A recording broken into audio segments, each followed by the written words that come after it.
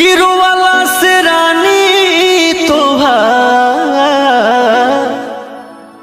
देह दुबराई हो, देह दुबराई,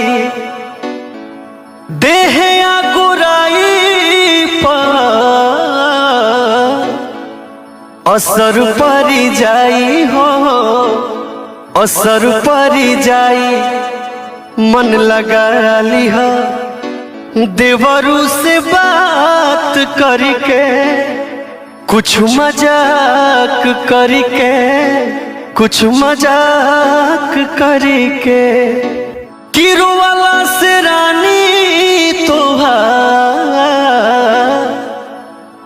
देह दुबराई हो, देह दुबराई, देह आगुराई पर असर परी जाई हो, असर परी जाई।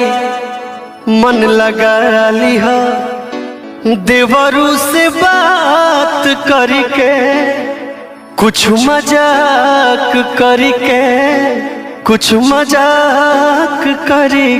किरो वाला से